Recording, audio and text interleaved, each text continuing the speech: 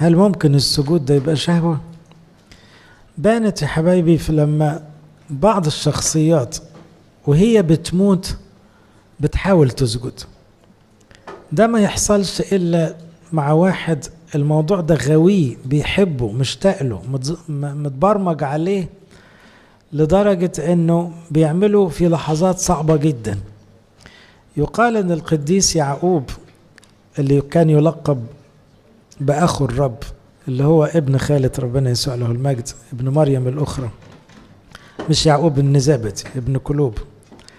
يعقوب كان يحب السجود لدرجة يقولوا ركبه كانت كخف الجمل، فكان كثير السجود، حتى كان اليهود يسموه يعقوب البار، وعشان كده حتى الكنيسة أجمعت على اختياره أول أسقف لأورشليم أو كبير الرسل، لأنه مقبول عند اليهود، وهو اللي كتب رسالة يعقوب. يعقوب يقال أن اليهود في الآخر تأمروا عليه عشان يموتوه زي بقية الرسل، فزقوه من الجبل وابتدوا يرموا عليه طوب، عملية رجم يعني. شافوا منظر غريب بيسجله التاريخ، ان يعقوب وهو في اللاوعي بقى يتكوم كده ومات وهو ساجد لأنه بيحب السجود. وكأنه أعاد تاريخ يعقوب الأول اللي مات على رأس عصا، أو اللي سجد قبل ما يطلع النفس بساعات، سجد على رأس عصا من حبه في السجود. يبقى واضح انه بتوع ربنا دول ممكن حبهم لربنا يوصل الى شهوة سجود. اللي يحطنا قدام الموقف ده السامرية بالذات، واحنا داخلين في الصيام عليها. السامرية طرحت السؤال وكأنها شهوة، او الشهوة البريئة الوحيدة اللي في قلبها. الست دي عاشت في شهوات بطالة كتير، وجاي حتى مشتهية المية بتاعت البير، فابتدى المسيح يحرك فيها شهوات أخرى، شهوة الماء الحي. ففاجئتنا أن عندها شهوة روحية. قالت له إيه هو السجود فين؟ أنا نفسي أسجد، عاوز أسجد لربنا. فمشي معاها في السؤال لأنها شهوة مقدسة، زي واحد نفسه يعمل حاجة عشان يصطلح مع ربنا، عاوز يقدم لربنا كل حاجة بطريقة ساذجة كده. قالت له أباؤنا سجدوا في هذا الجبل وأنتم تقولون أن في أورشليم الموضع الذي ينبغي أن يسجد فيه. قال لا يسوع يا امرأة صدقيني، تأتي ساعة لا في هذا الجبل ولا في أورشليم تسجدون للآب. أنتم تسجدون لما لستم تعلمون، أما نحن فنسجد لما نعلم، لأن الخلاص هو من اليهود. لأن السامريين كانوا مخلطين فكر وثني على فكر يهودي، فطالعين بتشكيلة كده مخلطة، ما تبقاش عارف لهم دول يهود ولا فهم حاجة في النص كده. عشان كده اليهود كانوا يكرهوا السامريين قوي ويعتبروهم كفرة، وكانوا لما يشتموا يهود يقولوا انت سامري زي ما شتموا المسيح. ولكن تأتي ساعة وهي الآن حين الساجدون الحقيقيون يسجدون للآب بالروح والحق، لأن الآب طالب مثل هؤلاء الساجدين له. الله روح، والذين يسجدون له فبالروح والحق ينبغي أن يسجدوا. أول معنى للسجود شهوة السجود شكرا.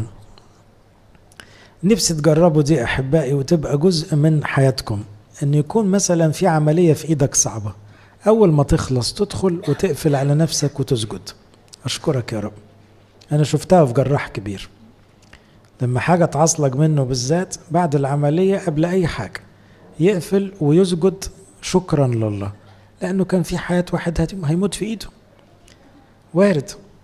لما يوم يعدي على خير وفي مشاكل كتير ما يستاهلش تسجد ولو مرة في آخر اليوم، أشكرك يا رب إن اليوم عدى على خير. شهوة السجود كتعبير شكر. الشكر ده مهم، والشكر ما يكفوش كلمة أشكرك يا رب، ساعات السجود يقدم المعنى بطريقة أجمل. اللي عمل دي يعقوب الكبير بتاع زمان، يقول عين إسرائيل اللي هو يعقوب ثقلت، كانت قد ثقلتا من الشيخوخة لا يقدر أن يبصر. فيوسف جايب له عياله شباب دلوقتي، أحفاد يعقوب اللي هم إفرايم ومناس، فقبلهما واحتضنهما. هو مش شايفهم كويس غصب عن عينيه يعني، بس مش مصدق لأن يوسف بالنسبة له كان مات.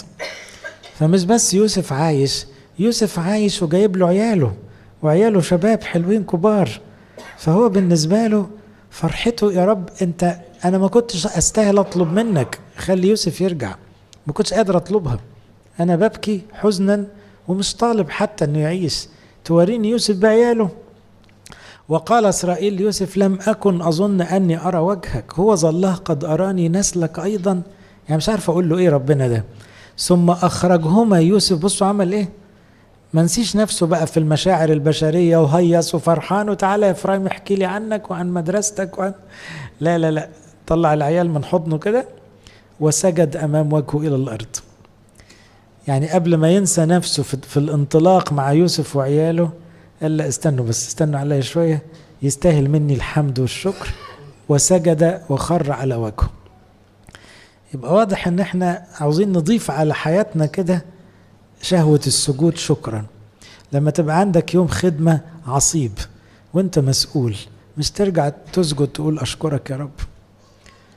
لما تحصل مشكلة معقدة وتتفك، ما تستاهلش تسجد للأرض وتقول اشكرك يا رب؟ لما مرضك انت كان ممكن يبقى خطير وبعدين ربنا ينقذك منه، ده ما يستاهلش السجود شكرا؟ لما ابنك تفرح بيه وتلاقيه نجح مثلا في مرحلة مهمة، ما يستاهلش منك الشكر؟ سجود شكر. يبقى دي شهوة سجود الواحد بيعبر بيها عن محبته لربنا. موقف تاني قبلها بسنين بقى، تكوين 24، اليعازر الدمشقي كان رايح مأمورية صعبة قوي، ابونا ابراهيم بعته يقول له ايه، تروح تجيب لنا عروسة لإسحاق وترجع. ابونا ابراهيم ده اصله ايه، اللهوي قوي، فايه شايف الدنيا سهلة، العازر هات عروسة وتعالى. ايه العروسة وتعالى دي؟ ومين هيرضى يمشي معايا انا ومحدش شاف العريس ولا عارف؟ قال له انا بصلي خلاص، بدل اصلي روح انت وخلاص. هو عايش على ايمان سيده ابراهيم. فسافر، فلقى البنية الطيبة رفقة بقى طالعة ايه تسقي الجمال. قال لها يا بنت من انت، اخبريني هل في بيت ابوك مكان نبيت؟ قالت له انا بنت بتوئيل ابن ملكة الذي ولدته لنحور. هو سمع نحور، هو يسمع الاسم من ابراهيم، ده اخو ابراهيم الكبير. قالت له عندنا تبنو علف ومكان تبيته. فخر الرجل، ما كملش، ما ردش عليها ليه؟ دي قريبتهم، ما كان لازم تبقى قريبتهم على فكرة، وعمالة تعرض مبيت، يعني الحكاية خلاص متستفة من اول لحظة. فقام هو سابها وخر وسجد شكر لله. ليه؟ عاوز يقول له ايه التسهيلات دي يا رب من اولها كده؟ اول واحدة اتكلم معاها تطلع متظبطة يعني. خر الرجل وسجد للرب وقال مبارك الرب اله سيد ابراهيم الذي لم يمنع لطفه وحقه عن سيدي، اذ كنت انا في الطريق هداني الرب الى بيت اخوات سيدي. وعلى فكرة لما وافقوا سجد تاني بعدها بكم آية، لما قال لهم بصوا انا جاي اطلب بنتكم لابن سيدي، ها تقولوا ايه؟ فضلوا يتقالوا كده وبعدين قالوا له خلاص، سابهم وراح سجد عشان يشكر ربنا. فالراجل ده كان شارب عن ابونا ابراهيم حركة السجود شكرا. موقف كمان في حياة ربنا يسوع له المجد على الارض، لما شاف 10 برص بكلمة، رجع واحد بس فرق مع ربنا. واحد لما رأى أنه شفي رجع يمجد الله وخر على وجهه. خلي بالكم، محدش قال له اسجد ومفيش طقس بيقول كده، بس ده شعور تلقائي. واحد مش مصدق، البرص راح مني 10-20 سنة، خفيت، هرجع بني آدم طبيعي، هدخل وسط الناس، ده بكلمة، ده في ثانية، ده يستاهل اسجد له طول العمر. فخر على وجهه معطيا مجدا لله عند رجليه شاكرا له وكان سامريا. كلكم عارفين ان ربنا يسوع فرح بيه وقال اين ال9؟ احنا من ال9 يا جماعة، احنا من ال9 اللي لا نخر على وجوهنا شكرا، مع ان ياما ربنا بيعمل معانا حاجات يعني اكتر مما نظن او نفتكر او نطلب، وبالتأكيد اكتر مما نستحق. تاني نوع من السجود شهوة السجود توبة. زي ما في اشتياق كده للإنسان إنه يسجد وهو بيقول أشكرك يا رب من قلبه، في اشتياق للإنسان الخاطئ إنه يسجد وهو بيقول له سامحني يا رب. برضو دي ملهاش طقس محدد، يعني إيه، دي بتطلع تلقائية من قلب منكسر، من قلب خجلان. أشهر شخصية طبعا اللي بنصليها في نص الليل الست الخاطئة. المرأة الخاطئة عملت ايه؟ وقفت عند قدميه من ورائه بكي. في الاول خلي بالكم كانت واقفة والمسيح بيبقى متكئ زي بيحطوا له مخدات كده، ما كانش في كراسي قوي في الزمن ده يعني، فقاعد مريح كده. فهي واقفة وراه مكسوفة وابتدت تعيط، واقفة ناحية رجليه، فدموعها نازلة زي المطر غرقت رجليه، قامت كسفت، قامت وطت، سجدت وبقت تشيل الدموع بشعر راسها. فالسجود هنا حصل تلقائي، بس هي مشتهية انها تبوس رجله، شهوتها كده، فمش هينفع تعمل كده لان رجلها على الارض الا لما تسجد. وربنا يسوع سابها تعمل كده عشان يعلمنا كلنا درس طول العمر. عندك شهوة التوبة زي الست دي، حطها لنا الكنيسة كل ليلة في نص الليل عشان تقول لك عندك مشاعر زي زي الست دي، اعطيني يا رب ينابيع دموع كتيرة.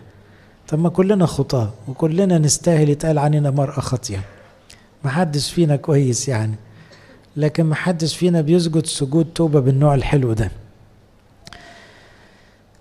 قيل عن أبو صمويل القانا جوز حنة أم صمويل، كان هذا الرجل يصعد من مدينته من سنة إلى سنة ليسجد ويسبح لرب الجنود في شيلوه. ده مزيج من التوبة والشكر. الناس الطيبين بتوع زمان بتوع اليهود دول، ده خلي بالكم ده زيادة عن 1000 سنة قبل المسيح، دول ناس بسطة فلاحين أبو صمويل ده، لكن ما يعرفش يعمل غير كلمتين: أشكرك يا رب، سامحني يا رب، ويحط راسه في الأرض. ادي العبادة بالنسبة له. يجيب ذبيحة وهو زي ذبيحة بيقول سامحني، لأنه غلط طول السنة، بيقدمها مرة في السنة، فذبيحة توبة يعني، سموها ذبيحة اسم، ذبيحة كفار، يعني ليها كذا اسم بس، أو ليها كذا شكل يعني. وكان هناك في الوقت بقى اللي الكهنة ما يعرفوش السجود ولا ريحة التوبة ولا حاجة، لكن بصوا للتعبير، بيصعد مخصوص ليسجد ويقدم ذبيحة. يعني واحد رايح يضرب المشوار للكنيسة عشان يحط راسه تحت ستر الهيكل، حتى لو الكنيسة فاضية، خلاص ده بالنسبة له عمل واجب مع ربنا عشان يقول له سامحني يا رب. عمرك جربت انك تدخل الكنيسة وهي فاضية تسجد قدام الهيكل عشان تقول له سامحني؟ ده سجود جميل، دي شهوة قلب. عشان كده السامرية كانت بتقول له اروح فين عشان اعمل كده؟ قال لها مش محتاجة فين دلوقتي، اعملي دلوقتي، بدل نفسك تسجدي اسجدي دلوقتي. ثالث او موقف هنا في شهوة التوبة، لما يشوع وقع في غلطة كبيرة، مش هو اللي وقع الحقيقة، حد من شعبه أجرم عخان بن كرمي وسرق من الغنايم. حصل كلكم عارفين القصة، انه لما دخلوا في المعركة اللي بعدها بتاعت قرية عاي دي تعبانة قوي، اتهزموا قدام عاي، فكانت كارثة. ليه؟ اول ما يطلع عليهم سمعة ان هم اتغلبوا مرة، كل شعوب كنعان هتهيج عليهم، لان شعوب كنعان مرعوبين منهم، طلع عليهم سمعة ما بيتغلبوش، فلو اتغلبوا مرة بس يبقى السمعة غلط، هيهيجوا بقى. فلما اتغلب مزق يشوع ثيابه وسقط على وجهه إلى الأرض أمام تابوت الرب إلى المساء، وضعوا ترابا على رؤوسهم. يا سيد الرب، لماذا عبرت هذا الشعب الأردن تعبيرا؟ هل يا يشوع لازم تعمل كده؟ لا مش لازم، بس دي طلعة تلقائي، شهوة خجل من ربنا. ليه سبتنا يا رب؟ ليه رفعت ايدك عننا؟ ليه اتهزمنا المرة دي؟ هو انت زعلت بجد؟ هو احنا عملنا حاجة كبيرة كده؟ هو ما كانش عارف لسه العملة، هو مش فاهم، بس هو متأكد ان في حاجة غلط، لان ربنا من اول اصحاح قال له مش هسيبك ومعاك، ومنين ما تحط رجلك هديك. المرة دي فجأة النور قطع، ربنا مش معانا، لازم في حاجة غلط. فبقى حاطط راسه في الارض، لازم اعرف، طب قول لي عملت ايه، انا مش فاهم. فربنا رد عليه في اخر النهار وقال له لا، عندك في وسطك حرام يا اسرائيل، في مصيبة حصلت، انتوا دخلتوا الوثنية وسط الشعب بعملة عخان دي.